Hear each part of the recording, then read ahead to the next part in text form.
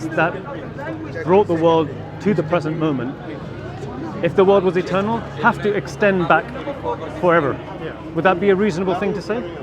Yeah, I definitely say that. That's reasonable. Because if the world exists for eternity, time exists, right? Because time is a measurement of motion. So therefore, time and the world extend back into the infinite past. Now you ask yourself this, and it's a thought experiment, that if the causes extend back into the infinite past, and those causes have to be traversed, one cause after another, or a number of causes after another, to reach the present moment, if they extend into the distant past, do you think we could have ever reached the present moment in time? I know it's a difficult one to get your head around. Yeah. Can I give you an analogy which might make things more easier? What's your name, by the way? Lena, my name's Hamza, nice to meet you. Lena, imagine you said to me, Hamza, you know what, give me £1. And I say, well, Lena, I'm not going to give you £1 until Hamza there, he's another Hamza, gives me £1. And Hamza says, well, Hamza, I'm not going to give you £1 to give Lena £1 until Hassan gives me £1. And Hassan says the same thing. These pounds represent the causes that extend back into the past. And imagine these people, they bring the same condition, that I'm not going to give the next person £1 until someone before me gives me £1. And it extends all the way back into the distant past, which has no beginning. Do you think that £1 could ever have gone from one person to the next to reach us in the present moment? If there is no beginning, then no, but I definitely believe that there has to be a beginning. So in one way or another, yes, it definitely can. Because if you, like you correctly inferred, if the universe doesn't have a beginning, it's self-contained, and extends into the infinite past, it's impossible for us to have reached the present moment in time. So therefore, the only way around this is to say that the world has a beginning. But then the question arises, the world has a beginning, at some point it didn't exist. What brought the world into existence? That's a very good question, yeah. Do you think, you have two choices here? Yeah. Either nothing brought the world into existence, or something brought the world into existence. Yeah, myself personally, that's where I struggle to find the ground to personally say that I agree in one or the other.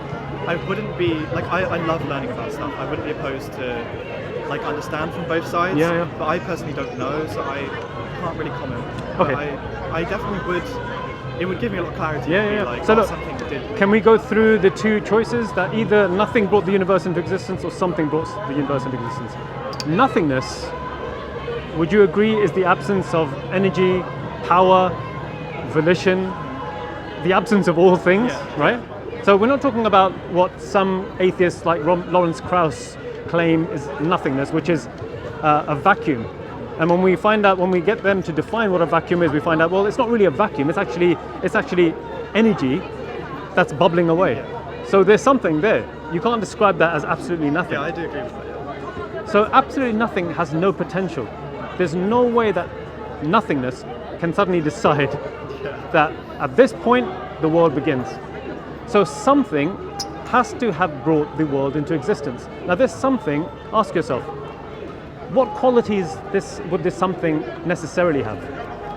I think benevolence, 100%. What about power? Power. Meaning, if the world had a beginning point, there was a point that this source had to have decided that this is the moment to bring the world into existence, right? So the thing that brought this world into existence has to have some type of decision-making process, volition, right? The will. It has to have a certain level of power, because powerlessness is tantamount to nothingness. It just cannot bring about anything. So it has to have something by way of power to bring the world into existence. And the scientists tell us that the world had 4 fundamental constants: gravitation, electromagnetism, and the 2 nuclear forces, the weak and the strong. They're telling us that for instance, people like Paul Davies and other people who speculate about the world, they say that these forces had to have been so finely tuned in order for the world to exist. And had they been just slightly out of sync, then the world either would have remained inert, and so therefore no life-giving properties, or it wouldn't have started to begin with. It wouldn't even gone off the ground. So from this, maybe we can make certain obvious inferences that the source that brought the world into existence, if it has power, if it has will, if it has a certain level of cognizance or knowledge and wisdom, that this thing isn't just some random existent thing, but it's actually a thing that exists. It's actually alive. Because you and I, we have these attributes that define us. In fact, if you have a look at the world, look at this bin, for instance. That bin has attributes. There's nothing that exists except that it must be qualified of attributes. That bin is black, it's hard, it's in time, so you can give those attributes to the bin. We are more sophisticated than the bin, so we can give ourselves more attributes, right? We have will, we have volition, we make decisions, etc., etc. Now, if we describe ourselves as being alive, and we're part of this sophisticated universe that started from a point of chaos and progressed to a point of life-giving properties, then what about the source that brought and implanted within the world all these necessary qualities to bring it about from chaos to this level of harmony? Why don't we infer that the source must be alive, and that this source must be incredibly powerful, incredibly knowledgeable, incredibly wise, and have volition? So there's a verse in the Quran that describes, is a question to the atheists really, and to the deists as well. And one of the companions of the Prophet Muhammad is our prophet. We believe that he's the last of the final messengers from the very many prophets and messengers that were sent to mankind. His companion said, when I heard this verse for the first time, that's when faith became implanted within my heart. He had faith, but it hadn't settled in his heart. And the verse says, and I'll give it to you in Arabic, أَمْ خُلِقٌ مِّنْ غَيْرِ شَيْءٍ أَمْ هُمُ الْخَالِقُونَ أَمْ خَلَقُوا السَّمَاوَاتِ وَالْأَرْضِ بَلْ لَا يُؤْقِنُونَ. Or were they created by nothing? Or did they create themselves? Or were they the creators of the universe? Nay, they have no certainty. Meaning they don't have certainty of knowledge. So again, we spoke about nothingness. Nothingness can't bring anything about, so we can exclude that from the equation. What brought us into existence? Our mother and father? Yeah? And before them, their mother and father? And yet we know that we're part of the universe. We couldn't have brought the universe into existence because the universe preceded us. So God then describes, rather than saying, well, therefore God brought the universe into existence, he appeals to the intellects that require to be rectified. He says, nay, they have no certainty. And certainty is something all of us human beings are yearning for, a certain level of certainty. So the Quran, if you don't know, never really came to appeal to the atheists, because it took as a given that human beings have within them what the atheists today describe as the God problem. In the Arabic language, it's known as a fitra, this primordial state that all children are born upon.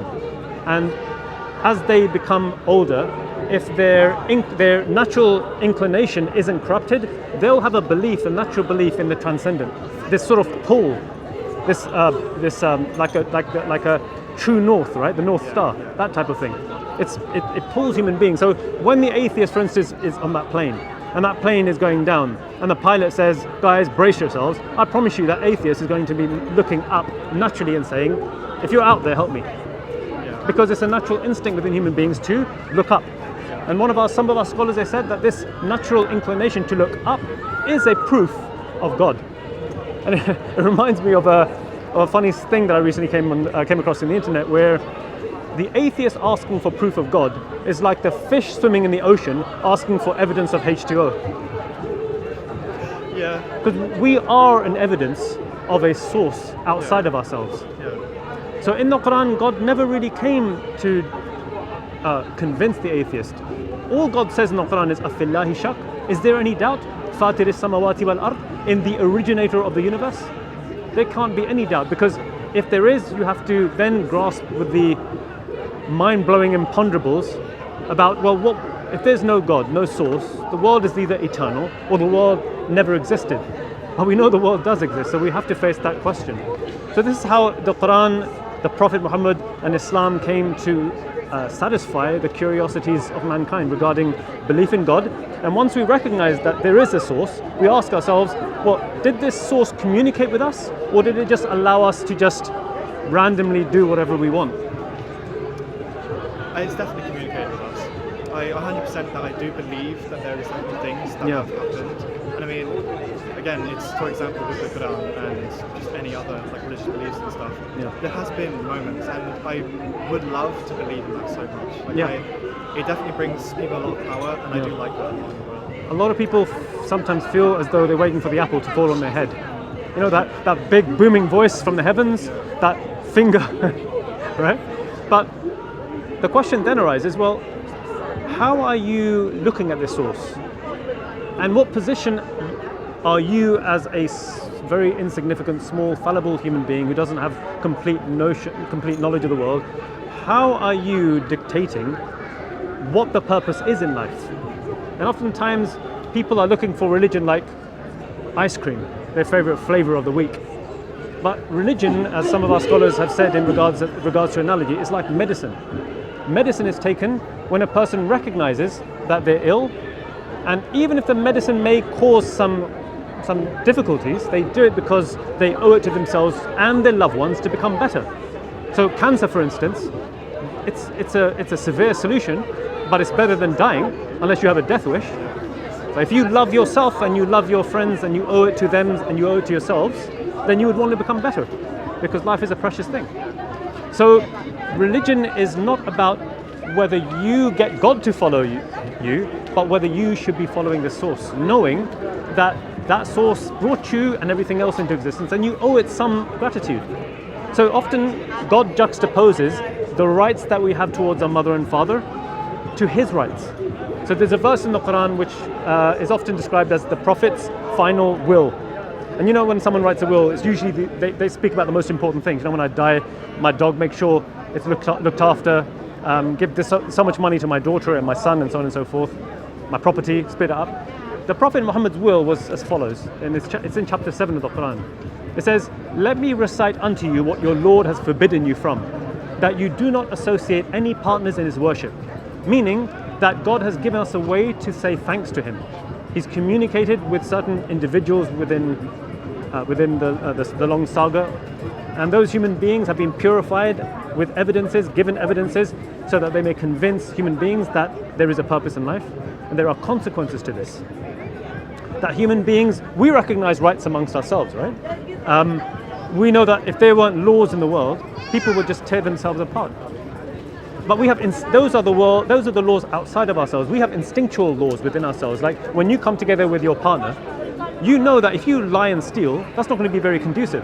And you don't need revelation to tell you that. That's just an inbuilt instinctual thing, which goes back to the fitrah that I was telling you about.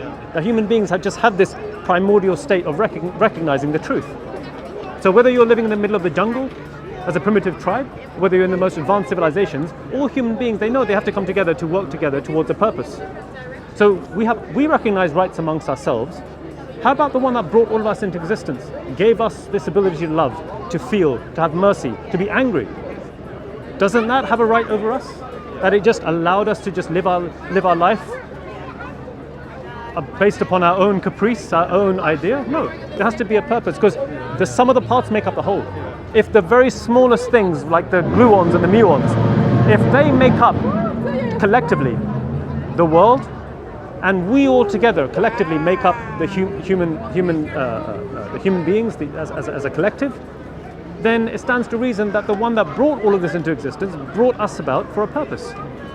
And the ones who told us what this is, they came regularly to bring mankind back to the true worship. And we're saying that the true worship is as follows: that وَمَا خَلَقْتُ الْجِنَّ وَالْإِنسَ إِلَّا لِيَعْبُدُونَ. It's a very small verse in the Quran, but it's a powerful verse which sums up mankind's purpose. God says, I have not created jinn, which is like an alternate form of life, nor mankind, except that they worship me. That's it. This worship is not how we define it, but how the Creator defines it. Because when we go towards a particular object, we want to know what that object is, so that the more we find out about that object, the more reverence we'll have towards it, the more respect we'll have towards it, the more love, the more devotion. If that object is good our love and our gratitude will increase. If it's evil, and we know it to be evil, obviously, we're going to keep away from that.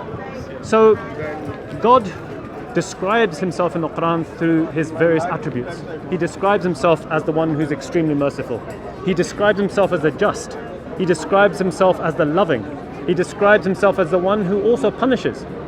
He says in one verse, he says, "O my slaves who have transgressed against their own souls, do not ever despair at the mercy of your Lord." Don't ever despair, because your God is the one who forgives all sins, for your God is oft-forgiving, most merciful. These are some of his names, the oft-forgiving. He forgives again and again because he knows we're fallible. He knows we make mistakes. And therefore he's the one that dispenses mercy. But he also describes himself as the just. And justice in Islam is defined as putting thing in its rightful place. Like, for instance, that's your board, right? Now, if I was to take that from you and run away, that's injustice, because I'm trying to place something where it doesn't belong. I'm saying that what belongs to you is mine, and I grab it and I run off with it. Now you know that that's yours. Anyone that does that is committing a level of injustice. He's taking something that doesn't belong from you.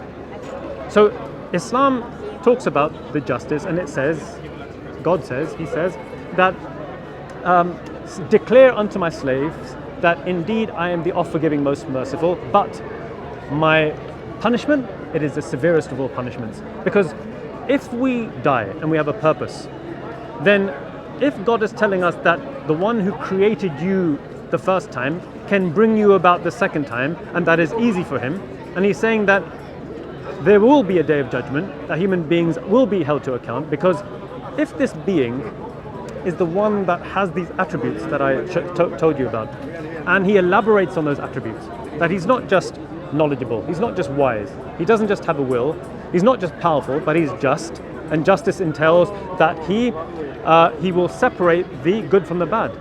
Because this world that we live in, it indicates that this is a world of not absolute good, nor absolute evil.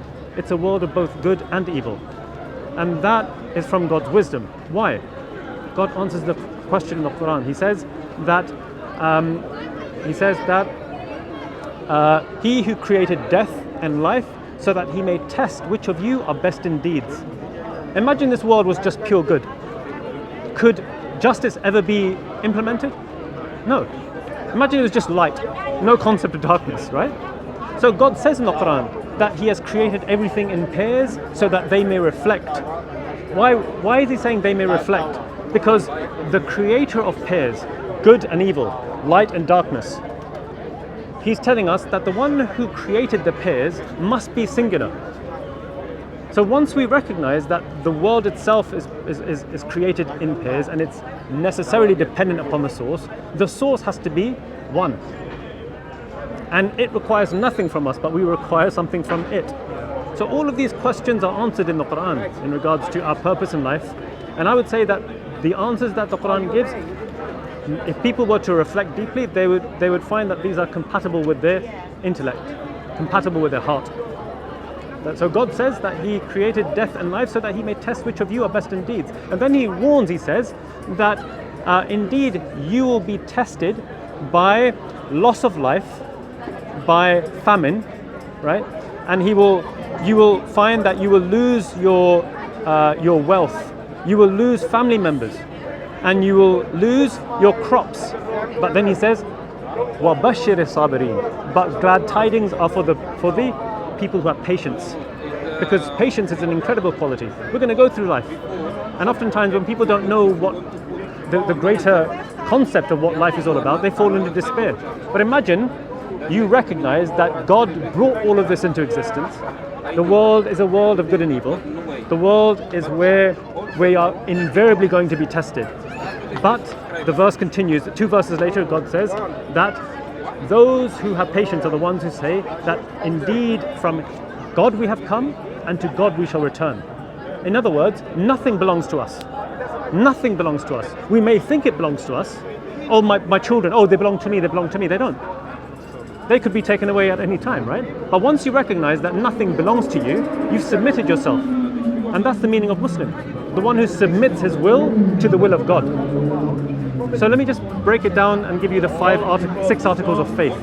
It's belief in the unseen God, belief in his angels, belief in his previous books that he sent, the Quran, the Gospel, not the Gospels, but the Gospel, the Torah, the Suhuf, the pages, the scriptures that were given to Abraham, and so on and so forth. Belief in the books, belief in the prophets and messengers, from the first to the last, and belief in the Day of Judgment. And sixthly, belief in divine ordainment, that God who brought everything into existence, that creates the world from one moment to another, has complete mastery and knowledge of what will take place. So once you recognize that nothing takes place except that it is under his control, you submitted yourself, you have to submit yourself. And that's what Islam is calling to. They're calling human beings back to the true worship of God. And the way you become a Muslim is you just simply say, after recognizing, number one, that only this source is the one worthy of worship. Nothing, no gratitude, and gratitude in the sense of worship, gratitude in the sense of true deep-seated love can be directed to anything more than the Creator. Firstly, the source requires that deep-seated foundational love. And then thereafter, you love people around you. So just to finish off that verse about Muhammad's will in the Quran, that let me recite unto you what your Lord has forbidden you from, that you do not associate any partners with him. That is talking about God's rights. That if you recognize he is the source of all things, why are you calling upon Jesus? Why are you calling upon Ram? Why are you calling upon Waheguru? Why are you calling upon the sun and the moon? Why are you calling upon creation? Rather, call upon the one who created all those things. And then the verse juxtaposes the rights of God with, guess who? The rights of your mother and father. And it's an extraordinary thing. And it says that you be ihsanan, you be the best, not the second best, it's in the superlative of the language.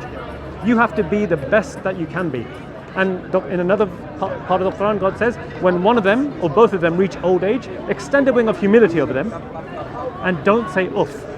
Now uff is like kissing your teeth. That's the equivalent in the Arabic language. So the respect that the mother and father have is so immense, it's juxtaposed alongside God's rights.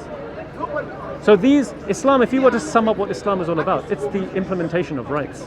But rights not as we define it. Because if we begin to turn away from the source, we're going to improvise. And as fallible human beings, we'll be experimenting in life. And experimentations can lead people astray. And God in the Quran, he indicates this. He says, evil has appeared in the land and in the sea because of what the hands of men have earned, so that they may taste a portion of that evil and return back to God in repentance.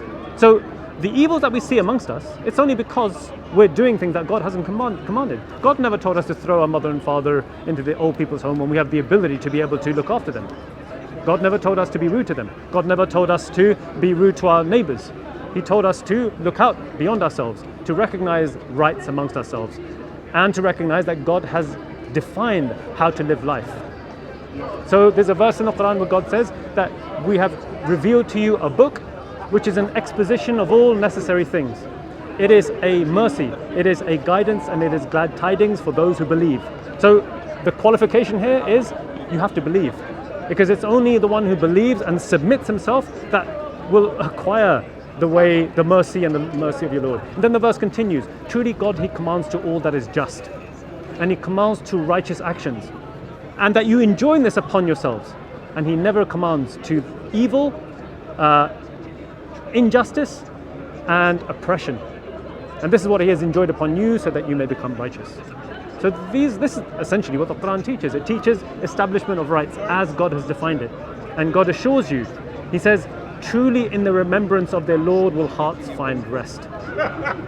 There is no, for us as Muslims, the world, people who run after the world, there is no satisfaction there, because the world is fleeting. The world will come and go. The only thing that will remain is God. And so we're heading towards that inevitable end. So God is telling mankind to come back to his worship. And if the truth comes your way, to be sincere towards it. One of the foundational aspects of Islam's worship of God is sincerity. The Prophet said that all actions are judged but by intention. Meaning what's in your heart. Anyone who intends to worship God will do so for God's sake. And anyone who does it for a worldly thing, like like marriage or moving to another country, then that worship will be for that. In other words, it won't be for God. It'll be tainted. And God does not accept worship that is not sincerely for His sake. And what is sincere? Sincere is doing it for His sake alone and doing it in the correct way. If you don't have those two, the worship that some people claim, I have this feeling that I'm worshipping God. Well, did God tell you this? No. How do you know? How do you know that this worship is true? How do you know that that worship may not lead you to errant conclusions, errant ways? Like, for instance, we have people who say that God can be worshipped in the form of everything and anything under the sun. The rat, the monkey, the cow, to the point where some human beings say that God can be worshipped in the form of a human genitalia, the lingam and the yoni. Whilst other religions say no, worship God alone. There's nothing in creation which is similar, created from the same things that you're created from, that can benefit you. And that God speaks about this in the Quran. He says that those whom you call upon besides God have created nothing. That's one of the conditions. They've created nothing, but it is they themselves who are created. It's an incredible thing. So the distinction between the creator and the creation in Islam, I think, is by far the purest, the most intuitive, and the one that human beings, when they come across, they recognize as a truth. So how do you become a Muslim? If you believe what I've said, the foundational aspects of Islam, you believe that God is the only one worthy of being worshipped, you believe that Muhammad is the last and final messenger of God who came with these truths from God, and he was the examples that was there for mankind to recognize and follow, then all you do is you declare with your lips, La ilaha illallah Muhammadur Rasulullah. That's it. La ilaha means a negation of all false deities except Allah. Once you and it's not just a negation of deities, it literally means a negation of the worship of false deities. So it's not a numerical oneness. It's much more than that. It's much more profound. And by affirming that only God is the one that's worthy of being worshipped, you've said to God, I negate all other false forms of worship, whether that be the worship of money, personalities. That personality could be, some Muslims worship Muhammad, sadly. And that's the greatest crime against God. And in the Quran, God says that He will forgive all sins except for one. And that is that a person willfully, purposefully, knowing the truth, dies upon associating partners in God's worship. That person will not be forgiven. So the Quran gave us, and I just finished the declaration, after La ilaha illallah Muhammadur Rasulullah, that there is none worthy of being followed except Muhammad, the son of Abdullah, who was born over 1400 years ago. If you accept that, all your past deeds have been forgiven. You're like a newly born baby, clean slate, and you can move into the folds of Islam, come into the fraternity of brotherhood. Have you heard of Malcolm X? Yes. Yeah. Malcolm X was a perfect example of a man who used to follow the Nation of Islam. The Nation of Islam were this racist black organization that I think you could quite easily say were a mirror image of the racist white Christians. They said that a black man was God, to counter the idea that the blonde, blue-haired white man was a god, right? Malcolm X came across Orthodox Islam later on in his life, and he made his pilgrimage to Mecca, which is the fifth pillar of Islam. The 5 pillars: belief in God, that you worship God 5 times a day, and that's all He's asking for you. Belief that 2.5% of your surplus wealth, what's in your bank, be given to the poor on an annual basis, and that you fast every year during the month of Ramadan, 30 days from sunrise to sunset. And that's a purification. So the wealth is purified through giving money to the poor, so you don't become niggardly. And when you fast, that's a combination of both giving charity and doing all these good deeds. And the 5th is, if you can afford it, going to pilgrimage once in your lifetime. And if you go there, you'll find an extraordinary phenomenon where everyone is dressed in white garbs, the rich and the poor are unidentifiable, and it's a representation of the Day of Judgment. In the Quran, God tells us that when He destroys the world, how the mountains will literally be destroyed to the point they're like floating wool. How the earth and the moon will wind round into the sun, and the sun will lose its light, and the universe will be brought to an end. And the one who created the universe will create a new existence, and that's when the Day of Judgment will occur. So the Quran goes into detail in regards to this. So Malcolm X, when he went to Mecca, he saw these people dressed in their white garbs, and it was a representation of the Day of Judgment, where we all come together and worship God. He wrote back to his wife, and he said to his wife that I have eaten from the... Remember, this is a man who believed that the white man was the devil, literally the devil. He said that I've eaten from the same plate and I've drunk from the same glass of a man whose eyes are the bluest of blue and whose skin is the whitest of white. But he said that the white racist attitude had been expunged from his heart. He said, indeed, if there is a solution for the racism of America today, it is Islam. So Islam came to teach that the only differentiation between the man and the woman, the black and the brown, the white and the yellow, this culture and that culture, the only differentiation between all of that is not that, but rather your piety towards God. And Prophet Muhammad, in his last sermon to his 100,000 of his companions, he said that no black man is superior to a white man, nor a white man superior to a black man, nor an Arab superior to a non-Arab, nor a non-Arab superior to an Arab, except through piety and good deeds. How does that sound? Sounds good. Yeah. Sounds good. So what do you think about what I've said? I really appreciate you taking the time to tell me, and it's definitely shed a lot of light. I'm very glad, and I appreciate it. I appreciate your time. Yeah. Have you ever read the Quran? No, I haven't myself, no. Can we give you can I give you a little present? Yeah, sure. Yeah, would that be right? It's free. Yeah, of course. Yeah, Thank you. Brilliant, no worries. Come with me. You're going to bring it? Go on, then. Yeah, so, when you're in your time, have a read through it. I mean, I'm hoping what I've said just has made a modicum of sense, a little bit of sense. And what we would say, also be sincere, because we don't have middlemen in Islam. We're not like the Catholics where we need to go confess our sins. We believe that the source of all things... You're very welcome. The source of all things is the one who hears and sees all. He describes himself in the Quran as Sami' al-Basir, the all-hearing, the all-seeing. And he says in the Quran, وَقَالُوا رَبُّكُمُ ادْعُونِي أَسْتَجِبْ لَكُمْ. Call upon me, I'll answer your call. Why? Because he knows we're fallible. The Prophet said, all the children of Adam, they fall into sin. They will err. But the best of those who sin are those who repent. In other words, recognize we're going to fall into error. But we learn from those mistakes and we become stronger at the end of it, repenting to God and vowing we're not going to go back to that sin. So listen, and thank you for your time. Thank you. I appreciate Thank you it. All the best, right? We're here every Saturday, by the way, so if you want to come down, any more questions, feel free. Or if there's a mosque near you, just go to the Muslims. Okay. Yeah? Sure. Nice one, mate. Thank Take you care. very much. Bye-bye.